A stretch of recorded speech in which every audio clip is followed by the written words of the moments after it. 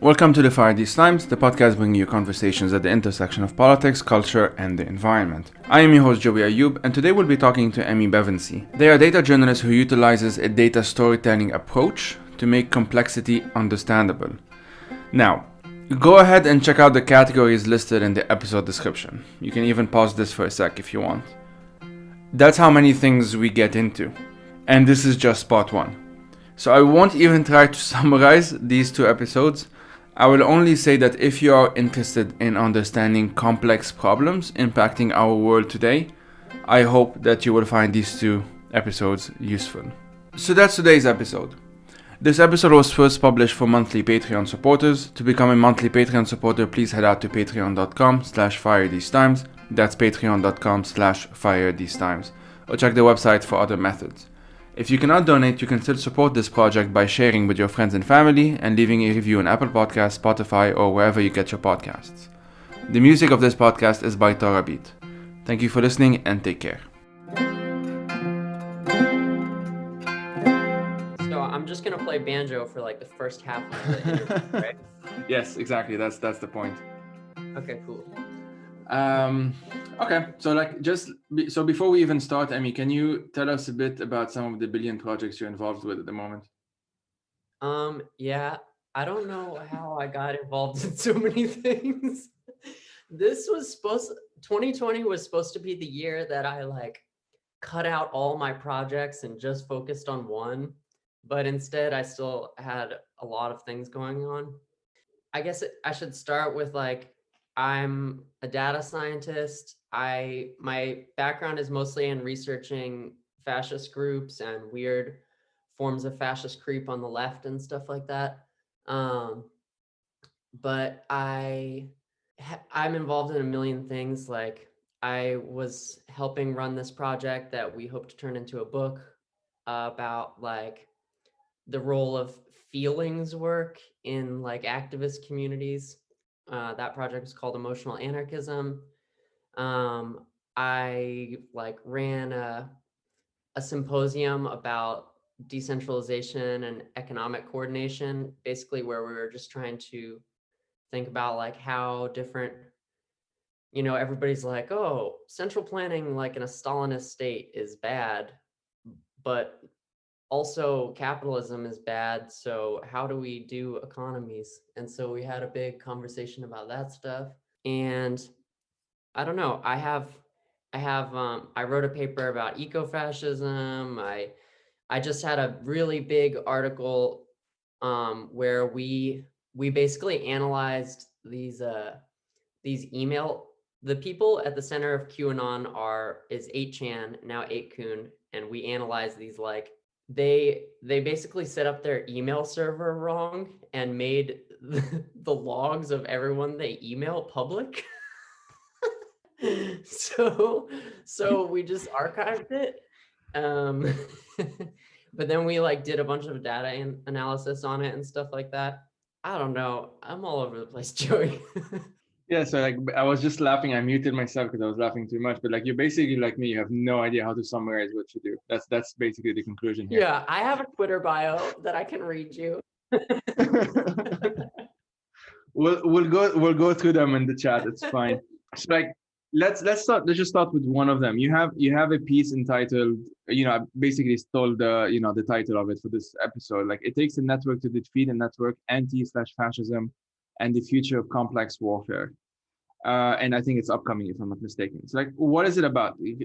Let's just walk us through some of the main arguments and we'll take it from there. So that article has actually recently split into probably 3 different articles that we're pitching. Like one is for a book and then 2 for 2 different outlets. And so there's going to be some versions of that sooner, I think.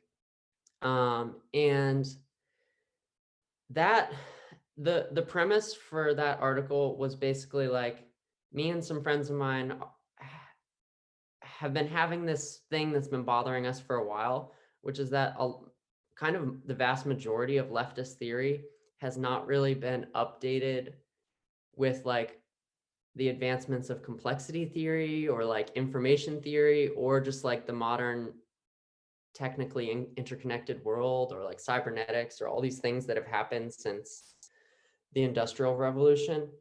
And so we started thinking about like, how could we use these frameworks to create better paths for resistance, and also to make predictions that are grounded in sort of trends, that emergent trends in these spaces, that we think would better serve a wide range of resistance movements. And so we started settling in on a few specific topics that make it easy to show this thing. And one of the first ones we started talking about was like conflict more generally, but also war specifically. And not just like violent warfare, but like hybrid or gray zone warfare, however you want to, like below the threshold of violence, kind of information warfare and stuff like that. Because those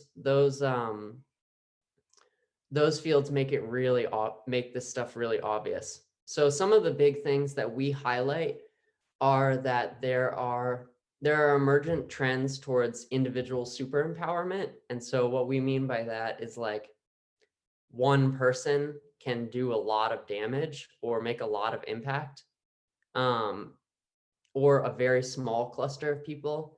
And, we first started seeing that when, 8chan was a joke in the old days. It was extremely niche. I tried to pitch articles about it all the time, and people were like, this is way too niche. And then obviously Christchurch, and now we have, QAnoners storming the US Capitol. So there's this way in which like very niche things, because of the internet and the complexity of our like modern system, can have these huge impacts. And that's like the information side of it. And you can have like all these weird disinfo actors, and they can be state backed or they can be grassroots, and they interact in complicated ways. And but then on the warfare side, there's also these like, I'm really interested in 3D printed guns and like drone warfare, not because I'm like excited inherently about the concept, but just because there's a 100% chance that they're going to become an increasingly large part of our future. And so I think that we should understand the like implications of them. And the implications are kind of weird in that they favor asymmetric actors. Like Houthis set up a hobby drone and used it to attack an oil refinery in Saudi Arabia. Yeah, in Saudi Arabia. So it's like, that's huge. That's like, whatever, not talking about the politics of it at all, just like a non-state actor using a $25 toy, basically, and rigging it to destroy massive infrastructure of one of the like largest states, like most powerful states in the world. And so there's a question of like, historically the AK-47 in some ways really facilitated decolonization of Africa. Like there are serious complicated arguments to be made about that. Obviously, all kinds of other fucked up stuff happened, and guns are guns, but these types of asymmetric developments have really complicated implications for the structure of different forces in conflict with each other. And so we kind of predict that states, as people develop more autonomy and more power, states are gonna like double down on what they can do to stop that. But a lot of this is very hard to stop. Like you could make 3D printers illegal, but you can also make 3D printers, There's only so much you can do to stop any of this. And so, it kind of begs the question about what states are going to do. I think probably adopt like a Chinese surveillance model in some ways. So that stuff's pretty scary. But there's some kind of exciting trends about like the general structure of interconnectedness favoring asymmetric actors, which is that like communities that are already good at working in networks, like anti-authoritarian communities, for example, have kind of an advantage in this terrain in terms of carving out spaces. And so anti-fascists have been pioneering networked. So some of the tactics that I think are interesting are like OSINT, for example, open source intelligence, which is basically just like using information that's available on the internet. It's like really high-tech Googling. Just that's all you need to know about us. Yeah. And you know, like anti-fascist communities have kind of pioneered this technique of being like having a small, highly trusted group that's very private and works together, but also utilizing, you know, these huge swarms of people. Those used to be pretty niche techniques, but they've already hugely expanded. So now with the like coup attempt, with the like, you know, B-level coup attempt on the US Capitol, they like, you know, now like liberals are getting in on this tactic. They're not very good at it, actually. They're pretty irresponsible at it. So a lot of anti-fascists are kind of mad about that. But it's become like mainstream understood that we can work in crowds of 10,000 to identify a dude who brought full-on tactical gear to kidnap or whatever, like people in Congress. And so I do have some hope that we have. The other thing is like, ideally, these anti-authoritarian left communities are kind of inherently good at internationalism. Like, I think this like vulgar anti-internationalist tanky movement is a mutation on a lot of the values. We should be acting in solidarity with people instead of states, because their conflicts are nested. They're going to have conflicts with an imperialist over here, and they're going to have local conflicts with power actors there. I think most people understand that, and that comes from us, like, contrary to fascists, like wanting to believe in an open society, to just throw a little Soros buzzword in there. You know, we want. Yeah, might as well, since like we're gonna be accused of being Soros funded anyway.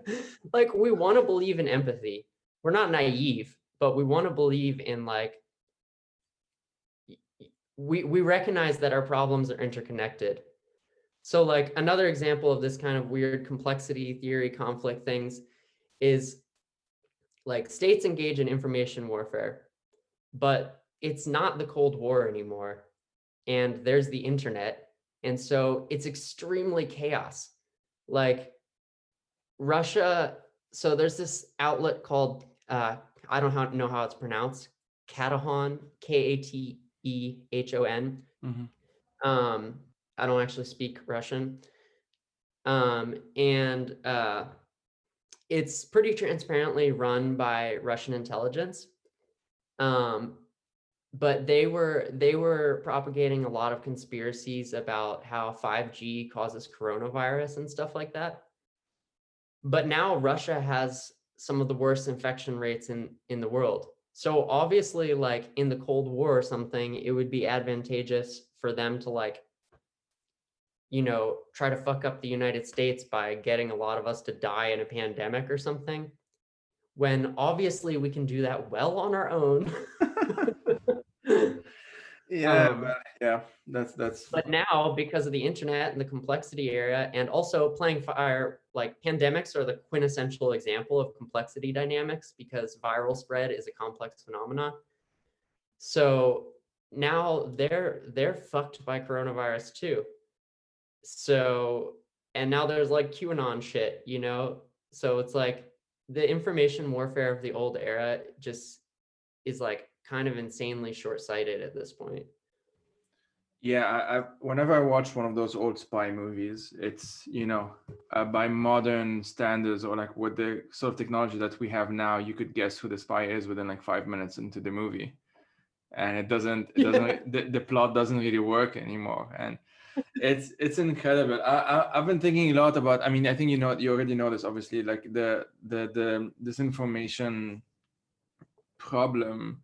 I've had both Elliot Higgins on and Peter Pomerantsev on, and a few other folks who usually either focus on Russia/Ukraine, or they focus on Syria, sometimes both, but not as many. I will say there's been a lot of missed opportunity between Ukrainians and Syrians to actually link up at some point. There was quite a lot of attention on both countries for, unfortunately, the similar reason, namely the Kremlin's involvement. But yeah, I mean, I'll try and maybe do an episode on that. But so like you mentioned the 8kun, 8chan shit that's been happening recently, especially since the coup, and you've recently published a scoop on Bellingcat, speaking of Elliot Higgins, on Bellingcat and the role of 8kun in the coup attempt. So for those, let's try and be kind to the listeners.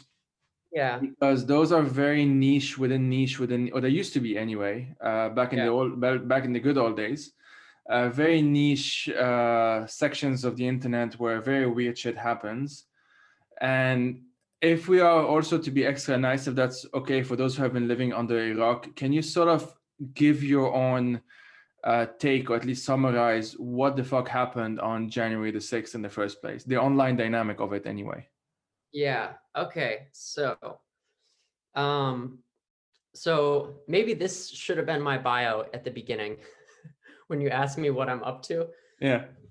I'm a data journalist. I like to scrape far right websites and then analyze what they're up to, and then just publish articles about them, which seems to make them mad for some reason. For some reason.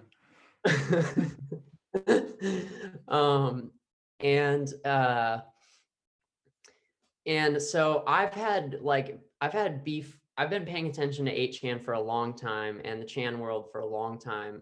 And so that's like 4chan first, and then 8chan. Yeah. So we had this whole Gamergate thing, and the Gamergate thing is kind of an example of where this complex swarm tactics kind of emerged on the right.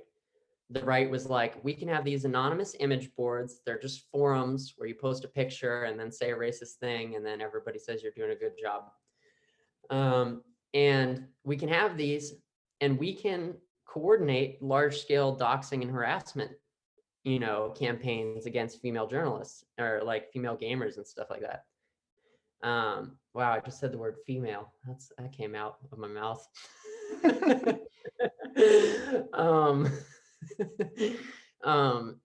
And so they kind of found their power, and that's basically how the alt-right started. And then 4chan slightly cracked down on the most genocide-prone aspects of their user base, like the most hardcore neo-Nazi LARPers. And so those people moved to this platform called 8chan, and 8chan was like the super racist version of the racist site. And they were brutal in the way that they would attack people. So a lot of us that were active in those scenes developed a very thick skin for their style of attacking you. I won't go into that because it's just depressing, but so 8chan was run by this pig farmer in the Philippines named Jim Watkins, who got his start running child sexual abuse websites and trying to circumvent Japanese pornography laws using these image boards. And which is amazingly ironic for QAnon to then develop on that, given their supposed obsession with, save children, hating pedophiles and whatever. And yeah. Anyway, sorry, continue. They're like, yes, let's get all the virtue signal points of hating child sexual abusers, but then let's also support them because we stand for nothing. We're QAnon. The storm is coming.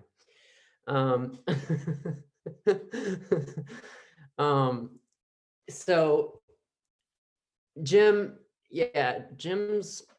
a creep. He's like cartoonishly evil. He's like too on the nose. He's like Eric Prince of Blackwater. You're just like, dude, this character is not believable. He's too evil to be real. You literally couldn't write it in an actual movie because you need more nuance in movies most of the time. I need some redeemable characteristics here. You just kind of boggles the mind of like, how do you become this person?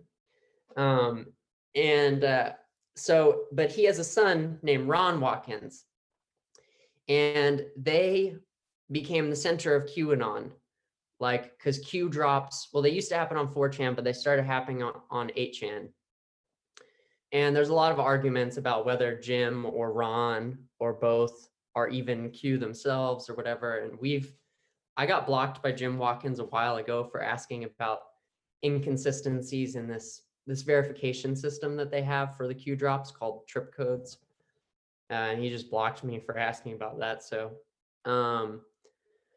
but yeah, so they, aside from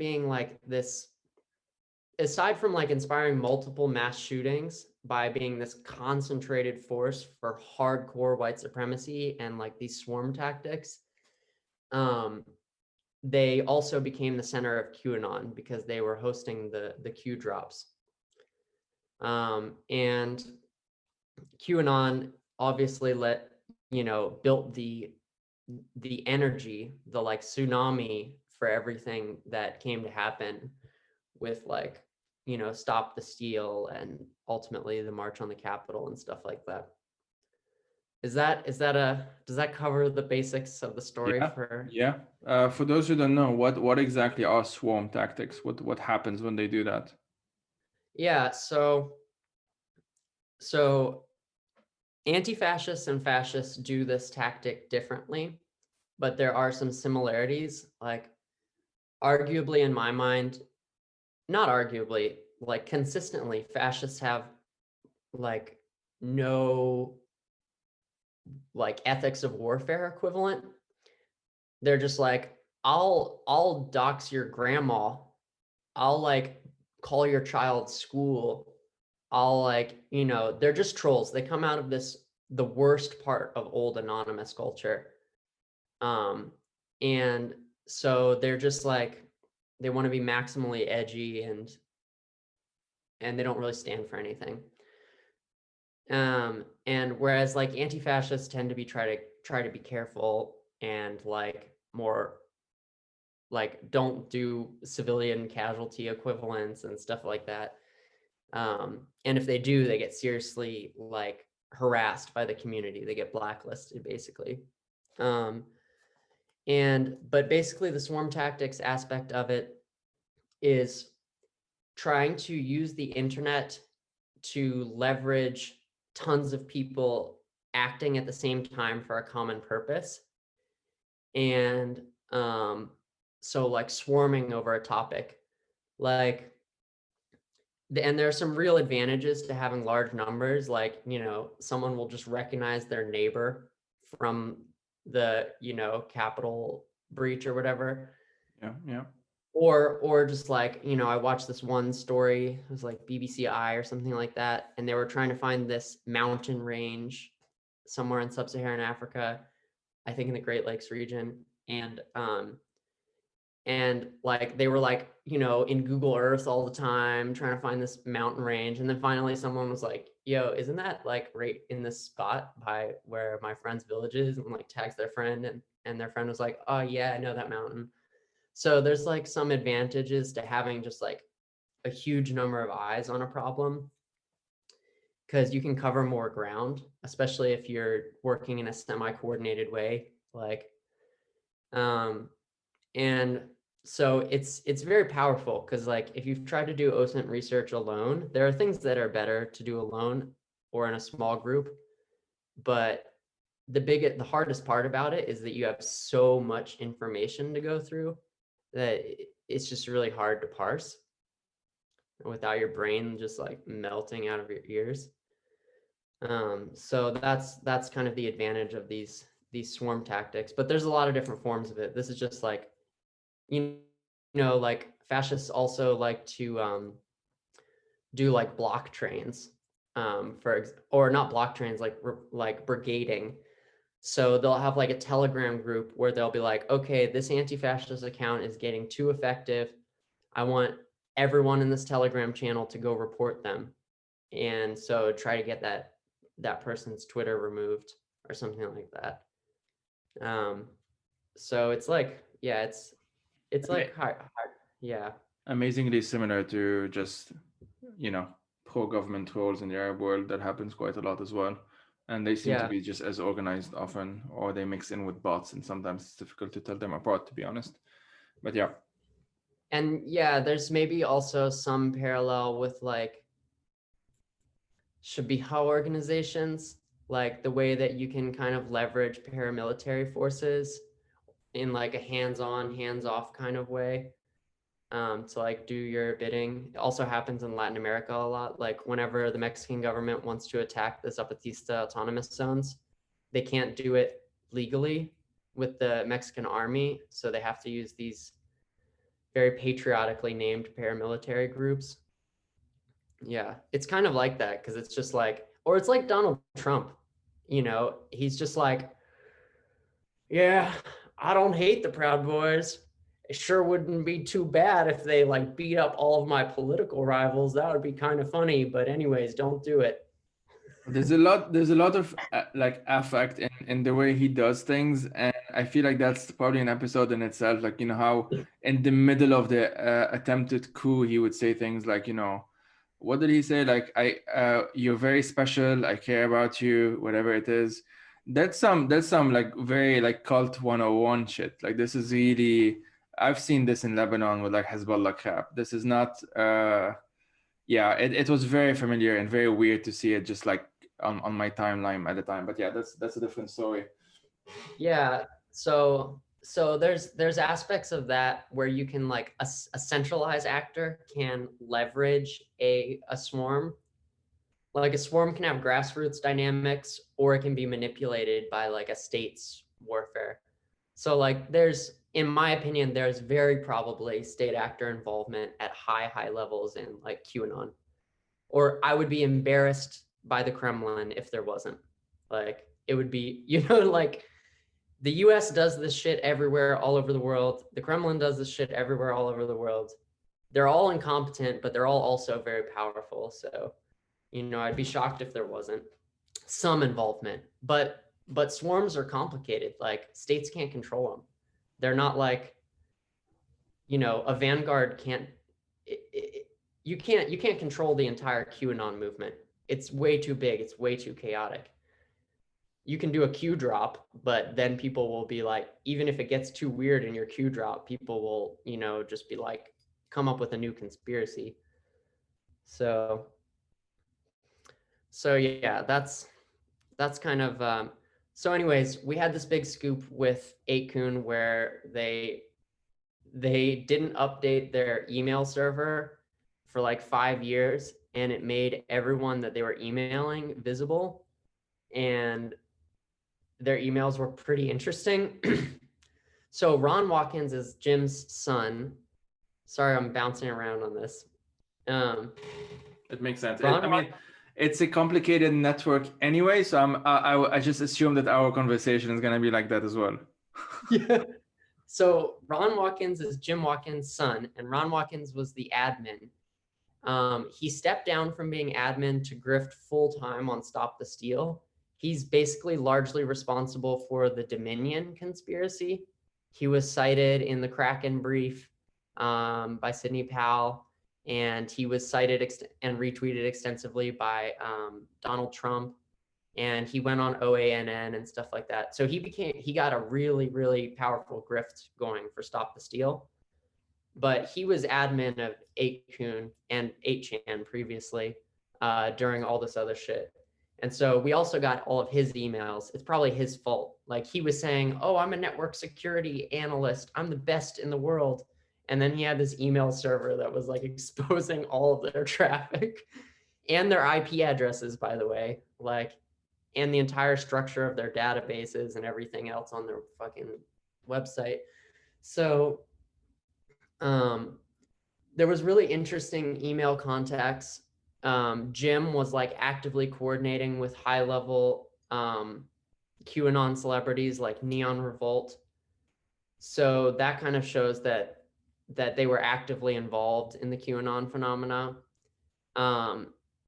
Jim was also extensively emailing this woman who is a senior contract specialist at a U.S. Army base in Alabama. We can't know the exact content of their messages, but we can know that she's the one he emailed most. Not that I think that she's Q, I don't. I think she's like a really weird conspiracy boomer, like maybe his e-girlfriend or something. But it's still really wild that he was like connecting her with all these QAnon celebrities and talking with her so much. And she probably has some classification or some clearance level, at least secret. Yeah, we sent Jim and Ron right a reply, of course. Ron did not respond. Jim responded 6 times. And one of the funny things that he responded about was he was like, it's not like I was emailing the FBI, which I think is like a message to his QAnon followers, like, don't worry, I'm not in the deep state. But what was funny about the email logs is he literally was emailing the FBI. It's incredible. Like at what point would the people behind the conspiracies, or at least the people who are like high level influencers, so to speak, within the conspiracies, at what point would the masses, whatever you want to call them, most people, most QAnoners or whatever they're called, at what point would they turn on them? And if it ends up being this, and this is kind of a side question in some ways, but as you mentioned before, like there's no actual way of controlling these things. There are ways of slowing it down, and maybe we can get into this, or de-radicalizing people and those kind of tactics. I know they exist. And I mean, I will also say, I think it is important to mention that, people can be changed on these things. Not everyone probably, but like a lot of them. Bring all of that aside, what happens when the people that believe the numbers behind the movement turn on the ones that are its main influencers? Like at what point do they just create a post QAnon thing or whatever it is? I think that because they're QAnon is a cult in my mind, but it's a different type of cult because it's much more decentralized than cults that we're used to. Yeah. Like there are Q drops, which is this point of centralization, but the Q drops, if you ever read them, they're more vague than like astrology readings. They're extremely vague.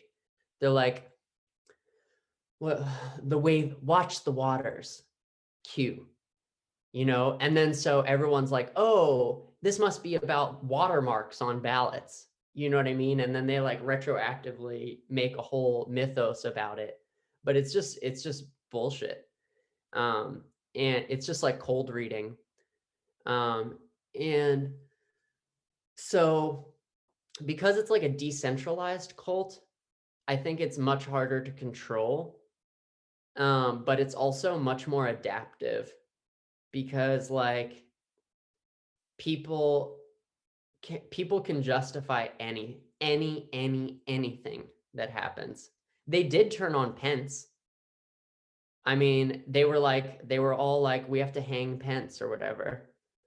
And in our Parler data, that's like an QAnon 8chan kind of thing, 8kun thing. But then in our data that we have from Parler before it shut down, we find tons of people who are like talking about trying to kidnap Pence or whatever, So it can turn on people, but also it can just morph. Like, I think that I think that there is going to be some critical mass of people who fall off once Biden becomes president or whatever, and Trump doesn't do some last ditch, epic battle against the deep state or whatever. I think a lot of people sorry, you probably were going to say no, go on. Yeah. And like a lot of them are expecting that something like that would happen. I have read some of them, and I follow it as much as my mental health can afford. They do seem to, like, the image that they have of Donald Trump is not Donald Trump. It's absolutely not the person. It's not the dude. Like it's such a much more impressive human being or creature, whatever, than the figure of the person of Donald Trump.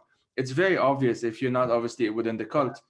But then what happens when reality hits, I mean, a lot of them have sort of gone into this like very, very deeply, and they've cut off ties with their own family members, and there are very, very depressing stories that have come out of this in the UK as well. There was a BBC podcast, I think, of this woman who's one of the leaders in the UK of QAnon, and her son has been so disaffected by her that he doesn't even consider her his mother anymore. So there are these, and there have been like horrifying like deaths and suicides and all of these things that have also happened. But like, yeah. So my question was, it doesn't really have an answer, I suppose. I'm also just kind of thinking out loud on this because if there are various, like, we use the cult sometimes, the word cult, sorry, like a bit haphazardly. I do agree in this case that it's definitely a cult, but I also call Hezbollah a cult, and in many ways it is, but it's also much more centralized, and there is a logic to what they do, at least an internal logic to what they do. Obviously not a good one, but like any kind of movement, extremist movement, cults, whatever you want to call them, at various parts of that like spectrum, there is an internal logic, and they won't kind of turn on the dear leader. Hassan Nasrallah, he's sacrosanct, and he's not gonna. They never insult him. He's not someone who they can, hang Mike Pence kind of situation. But they can go against those that are like lower ranks. They might say that the party is corrupt, but not him, or like the other MPs are corrupt, but not him. And so there's always this but that in itself allows a bit more flexibility. You can talk to most of, not all of them, and I've tried and I've failed many times, but you can talk to a lot of them. With QAnoners, it's that, I mean, many of them you can talk, and there's this podcast by Jake Hanrahan on QAnon as well. People can check that out. I've listened to a few of them, and he did interview someone who at that stage was sort of like becoming a bit skeptical of QAnon, but was still within that world. And so you can talk to them, and many of them, mean well, or are seriously misinformed, or they've been brainwashed, or like the deep state is pretty fucked up, like if these guys were just doing critiques of the CIA and the FBI, like there's plenty of long left history, that they could have dove into and capitalized upon. Like there's plenty of valid things to critique. It's not like I liked the deep state. But it's just, there's something different about, there's something different about, like, I think the FBI is bad because they do bad things, and I think the FBI is zealous sycophants. Like it's a slight distinction, but I think an important one.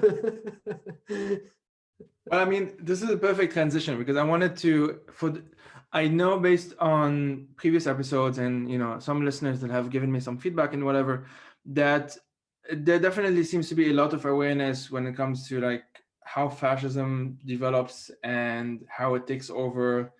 But one aspect of it, and it's something that I've myself been very bad at explaining, because it's been vague in my mind for a long time, is how they can actually very comfortably live within very left-wing circles as well, like the syncretic nature of fascism and the entryist forms of it.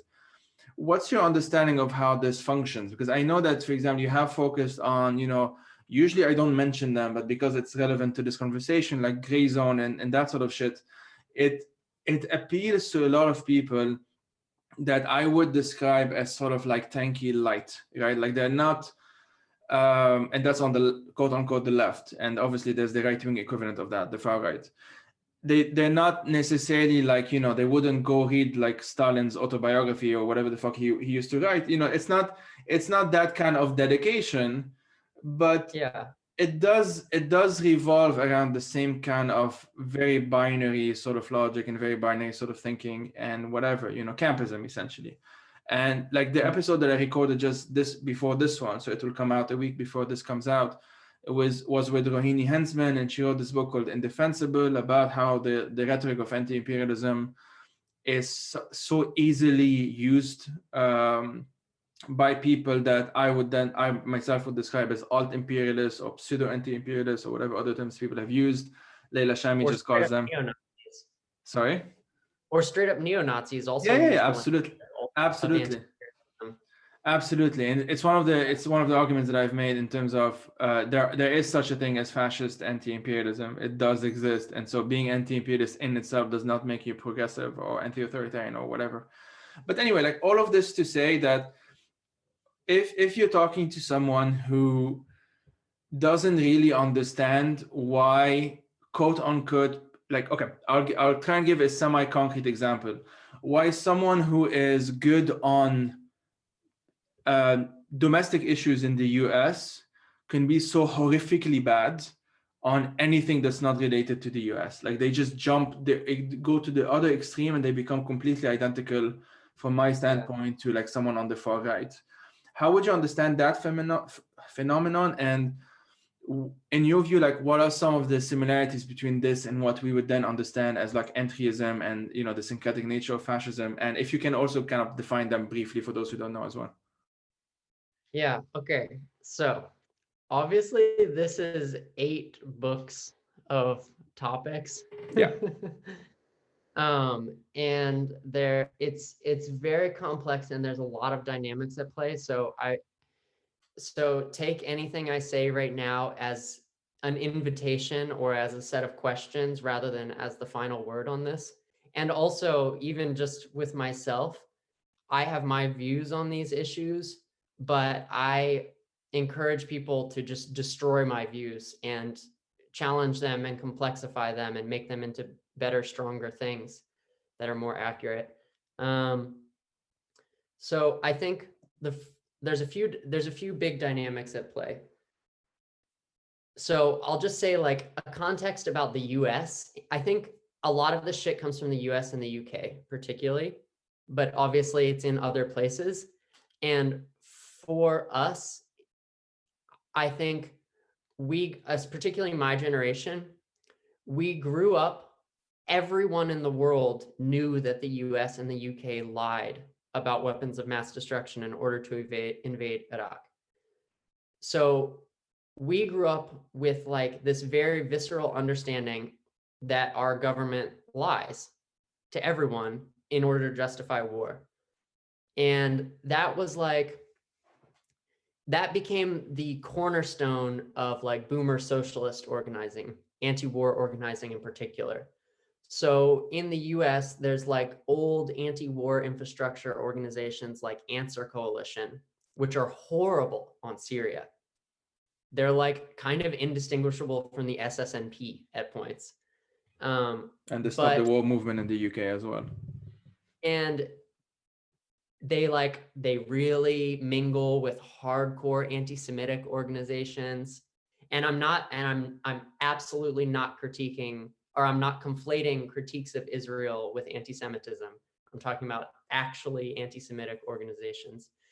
And they control a lot of infrastructure in the US. And so whenever there's like a call to war, they're often able to mobilize like a bunch of old white socialists and like get a few people on the streets. They have tons of signs printed and stuff like that.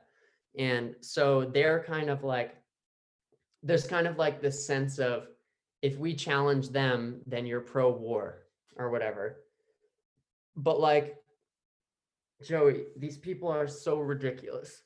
Like where I live, there's a huge Syrian population. A lot of these people are from Aleppo and are from East Aleppo. And our anti-war like left boomers wanted to welcome these people and go show their support to them. So they bought regime flags. They bought the regime flags to welcome Syrian refugees of burial bombings. Like they're just so they have no concept of people's like lived realities in these and traumas and the geopolitics.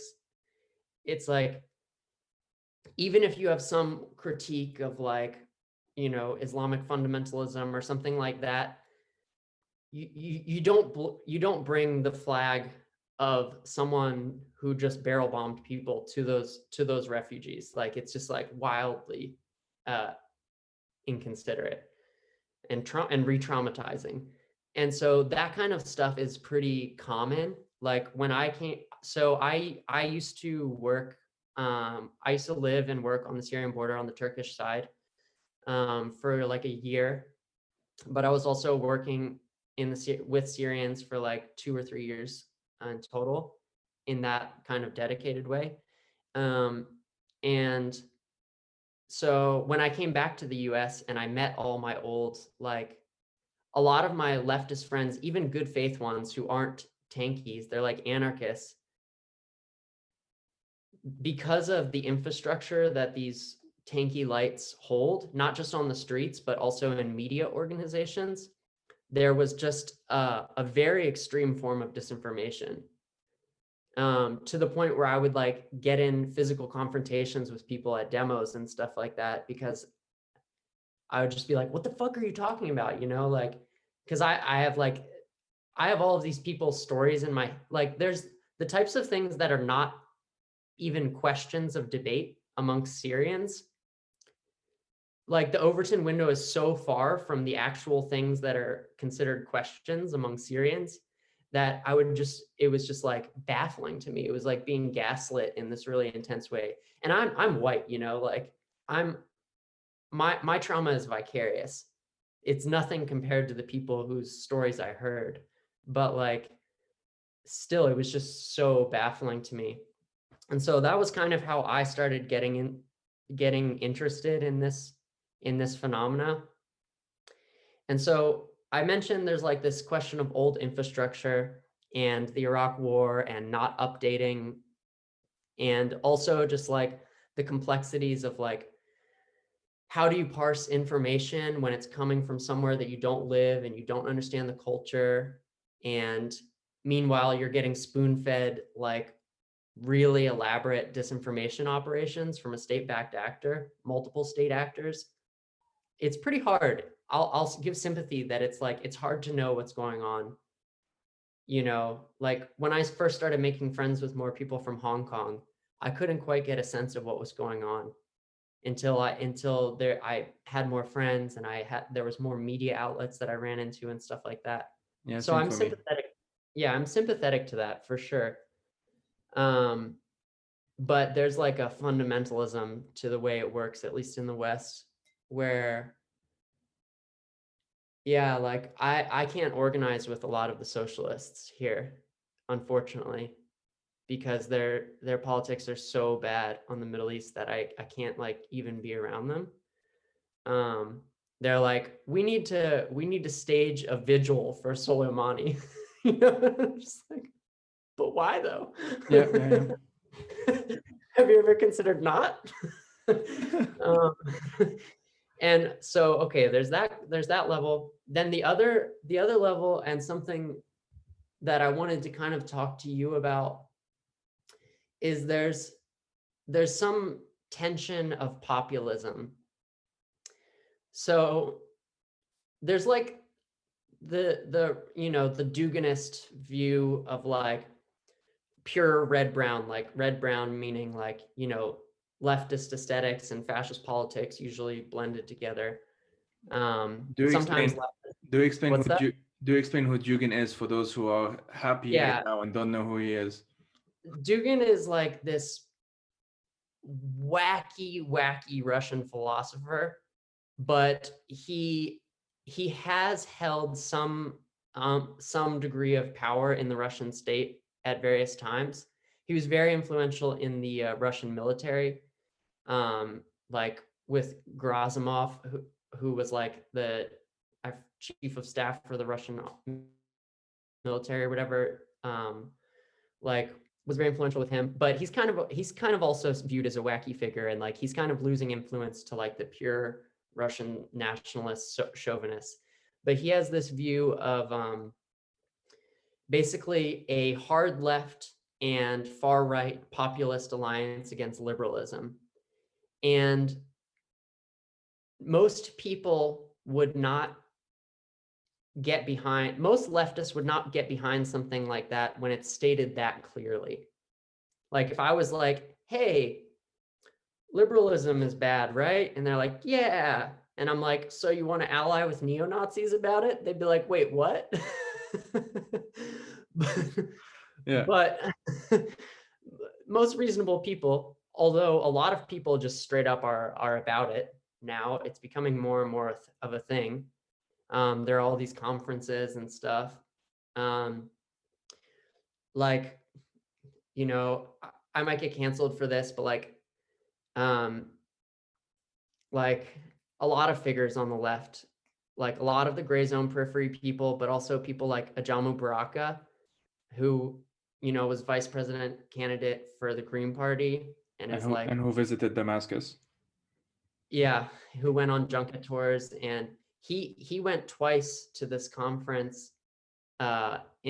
He was a speaker in this conference in Iran, and it's just like an explicitly red-brown conference, like tanky out and out tanky spies who work with Syrian and Russian intelligence, alongside like this dude who was involved in a false flag bombing of a Hungarian like cultural center for the AfD, which is like this fascist political party in Germany.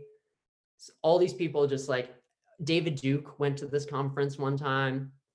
A bunch of Code Pink people went one time, but like Medea Benjamin said, and Gareth Porter said that it was a mistake. And Pepe Escobar said it was a mistake too. He was like, I had no idea. But then he kept going back every year after that. So yeah, there are people who are explicitly doing this thing. But then in the more reasonable spectrum, there's just like diluted forms of it that happen. And that just is like a product of shared goals. Like there are a lot of people who think Israel is bad, and not all of those people have the same politics. Suffice to say, a lot of people think liberalism is bad, and those people can have really, really different politics than each other. And so if you want to build, so there's this idea of like in left culture of like, we need to build a big movement with as many people as possible. And in order to do that, we have to have populist rhetoric. And like anti-fascists in the Antifa or whatever used to be very unpopular in the US because they were always critical of this kind of populism. They would make very controversial statements, like in the Cascadia movement in the Pacific Northwest in the US. There was this conference at one point, and there was this like indigenous speaker who was going to speak there, and Rose City Antifa was like, no, you guys cannot have this speaker. And everybody was like, what are you talking about? This dude's indigenous. Like, how can you, some like cluster of shadowy figures, say that we can't have the speaker? And they're like, well, that guy explicitly allies with neo-traditionalist revisionism. That's hugely anti-queer, and like, you know, he makes speaking tours with neo-Nazi circles because he wants to build this like patchwork nationalism. And like, I don't think that you guys should ally with this person. And things like that were really, really, really controversial at the time. But I think now a lot of the world has seen what plays out when you allow your movement to ally with the far right. Your movement just gets destroyed, because just because you share one goal doesn't mean you share any values. And so it's like, it's seen as very practical, but it's not practical at all. It's like sabotage. Yeah, I sort of have like two different questions that are not directly related. So I'll ask the first one, like just to go back a bit to Syria. I don't know, you know, you can share as much as you want on this, but like, can you talk a bit about your time on the border, on the Syrian-Turkish border, and how that sort of informed your own view of, let's say, Syria-related politics? and especially the sort of narratives that once upon a time I used to really obsess about, the tankies and those guys, when it comes to their influences, especially in America and in the UK, and the de facto influence that means on the rest of the world. And do you see any differences between your own politics before that trip, or even, I don't know when that started really, but a before and after sort of thing? Do you see any contrasts there that you think are, worth pointing out? Yeah, I mean, I grew up in I guess I was always somewhat anarchist, maybe more than somewhat. And but all my mentors were mostly old school POC socialists, and had a pretty I was really, really into post-colonial theory and subaltern theory. And I grew up in the Iraq War era too. So I held a lot of those same views, but I basically was I believed, okay, I have to be careful about how I say this. Yeah, I mean, I do sympathize, because whatever you can say can be taken in very wrong ways. So take your time on this.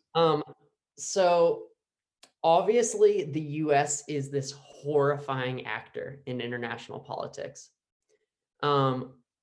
However, I think that when I was younger, I had this overly simple view of the enemies of the US and the internal struggles that people have in other places. And so one of the most challenging things for me, once I started having really robust Syrian community, is people being we want a no-fly zone. Everyone that I knew wanted a no-fly zone.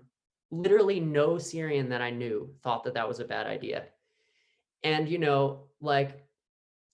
and I'm oh, well, don't you know, don't you know that the US is imperialist? If you get our boots on the ground, it's game over. And they're like, are you fucking kidding me, bitch? Yes, we know.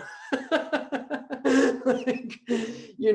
had a bunch of Iraqi friends too. They're like, yes, we know. But you need to understand what Russia is doing and what Russia is going to do, and what's actually happening in this situation. There are no beautiful, clear-cut choices that we have here. None of these people were stupid. None of them lacked an anti-imperialist understanding of the world. It was it's in their experience, It's in their familial memory. It's not some abstract theoretical thing like my, US ENS. So actually my anti-imperialism was a form of chauvinism, was a form of paternalism. And that was confusing for me to deal with. Yeah. To have these smart, and I'm not talking just about liberals, I'm talking about hardcore Marxists and anarchists and, a wide range of people, friends I had who were, Marxist Leninist revolutionaries, but were anti-Assadists and were tortured, So yeah, so that really changed my perspective a lot. But I think the other thing that really impacted me was, I got really into open border work. So yeah, so now I live in the US-Mexico border, and definitely the lessons I learned from the Syrian refugee crisis, and what we would call hospitality here.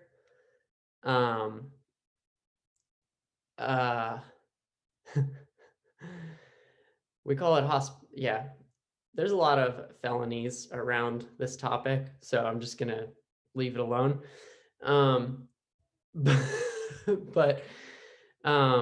But yeah, so I learned a lot about hospitality culture. I think also Syria is what got me into anti-fascism. Because the reason I started working with Syrians, like probably there's weird white people stuff in there, but from my heart of heart, like I just honestly believe that our struggles were interconnected, and that like I needed to follow the leadership of the Arab Spring because they were pioneering new technologies of revolt and rebuilding their societies. It was a very exciting time, you know? And so, and I believed that however different Syria and the US are, that there was a lot of similarities. Like we have, you know, complex religious issues in a similar way. We have like paramilitary issues. We have, you know, gender and rural, city side. And, you know, we have a lot of similar like deep structures. And so my sense was that I could learn something, and possibly contribute some skills. And so one of the things that I wasn't necessarily thinking about at that time, but became really clear to me, was how fascists can coup good faith social movements. And that like, you know, a lot of my friends were very brave, but they weren't like people who had fought in multiple wars, you know. They were very powerful organizers, but when groups came who had like huge amounts of war experience, they were able to like take over their village or something just because they could protect it better. And so I realized like, oh, that's how fast it happens, you know. And I felt that that was a lesson that I needed to learn about the US as well. And so I got really interested in anti-fascism from that. And, you know, by the time I came back to the US, it was like 2015. So I was kind of there during the height of the refugee crisis. And I came back to the US, and at that point I was already studying like fascist currents in the US. And I was like, oh, this is going to happen here. Like, it's not going to be the same because we have stronger institutions in the US for one. We have civil society, and like we're a capitalist imperialist country. Like there's some obvious differences, but I was like, oh, this is happening. This thing I saw, this thing that my friend told me stories about is happening. So that's how I got into like anti-fascist research and why I became concerned about entryism. I've never talked to I never talked to anyone about this because people don't really understand. I mean, I unfortunately do. I moved to the, you know, I already mentioned this, so if listeners are gonna get bored, you can, you know, skip like 5 minutes or something. I moved to the UK in 2015, and from Lebanon, obviously, and between 2015 and 2016 is when I really started getting more active in Syria stuff than I was before. Before, when I was still in Lebanon, it was just largely just around the Arab Spring first, and then like just supporting refugee rights and a very low level. I didn't really do anything that impressive. And in 2015, 2016 is when I started noticing, especially on Facebook at the time, I was very active on Facebook before deleting it, which I highly recommend everyone do, by the way. Anyone's listening, just delete it. And in 2015, 2016 is when I started seeing stuff like, you know, obviously this is in the you know, in the year before the fall of Aleppo. So there was a lot of intensification of conflict, even more barrel bombs, even more chemical warfare and all of that. And at the same time, I started seeing a very obvious, I mean, it was very obvious to me, but I didn't really know what to do about it because it felt like, you know, you had access to the secret that was also very open of how a lot of the far right shit was being just replicated on the left, and they were actually identical. And I developed this obsession with tracking, which I should have done a just better job at documenting it in retrospect, of like who would go to Damascus in terms of like Westerners and foreigners on the invitation of you know, Bashar al-Assad, of the regime, and it was like 70% of them would be on the far right, and then 30% would be on the quote-unquote left or whatever. Like Ajam Mubarakat is one of them that you mentioned, and many others, including those whose name I shall not mention. Yeah. And I wrote this piece at the time. I don't remember where I published it, but it was like on the Stop the War movement in the UK. And for those who don't know, like it's as the name suggests, it came out after the 2003 invasion of Iraq, and in the months preceding it as well. And one of their guys, secretary something of something, published an article against the no-fly zone in Syria, which was barely being discussed anyway in the UK. It was never going to happen. But like they wrote this article, and in it, it's just this amazing sentence that I quoted. Is like, if you support the no-fly zone or something, ask Libyans about it. And the problem is that in that piece, there was no Libyans being quoted. And all of the Libyans that have been asked and the polls that have been done on these things, it's pretty clear. Like a lot of them would be like, sort of like, well, it's not our first option. That was in the context of Gaddafi, obviously. That's not our like first option, but there were no other options. Yeah. And indeed, a majority did somewhat support it, if not like happily, but like, with some kind of lukewarm response. And that's like miles away from this sort of reaction that I used to see. Like there were actual protests on the streets of London and other smaller parts of the UK, but especially in London, with these ready-made signs by the Stop the War movement. For those who know, they're very, very visible, very obvious. And you would see these signs for almost anything, like to go back to the established infrastructure that you mentioned before. Like there could be a, stop student tuition hikes, whatever. And then you would see these signs by the Stop the War movement. And so they have their resources essentially. But then there were, and that's kind of a obvious point to make here, but there were no similar, not even a fraction of those protests when it came to actual barrel bombs. And there were proposals at the UK Parliament at the time to even just have like, not even a no-fly zone, but just like drop food over besieged cities. And even that got no real support on the British left, like nothing whatsoever. And whenever I would go to like protests against Bashar al-Assad or whatever, then you will have like 95% of the people there being Syrians. And then you see these protests by the Stop the War movement, and there's like 1 or 2 Syrians, and that's about it. And you're more likely to see, before, I think it was banned at some point by the UK Parliament, but you were more likely to see at the time a flag of Hezbollah and that sort of thing. And there was, and I'll mention this as a sort of anecdote, but just to kind of drive that point home, there was a protest in London in 2015, I think, or early 2016 or whatever. And it was about Syria, although I can't remember what. And I went there with a Palestinian friend, and there was this guy who had this Hezbollah flag in the middle of the protest. He was the only one. And we went up to him, assuming that he was an Arab. Like I just assumed that it was a I don't know, some Lebanese weirdo or something, because they do exist, they're everywhere. And I got really pissed. I yelled at him.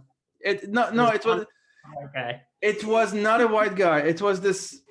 I think Pakistani from the accent that he but he was given the flag by this random Lebanese guy and told to wave it. And he did it because he thought that this was the anti-imperialist thing to do, and he genuinely meant well, and he had no fucking idea what Hezbollah was and what they did, and he didn't even know they were in Syria.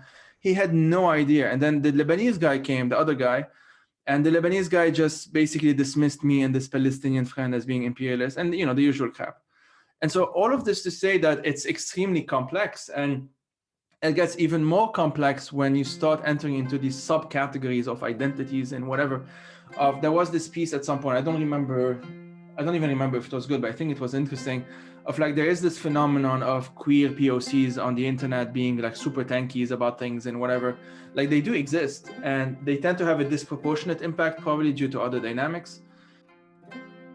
Hey folks, apologies for the awkward break here. We didn't actually know that this was going to be 2 parts. We just continued talking and talking and talking. So I'm cutting the conversation here. I know it is a bit awkward, as I said, so apologies for that again. But part 2 will be available next weekend. Thank you for listening.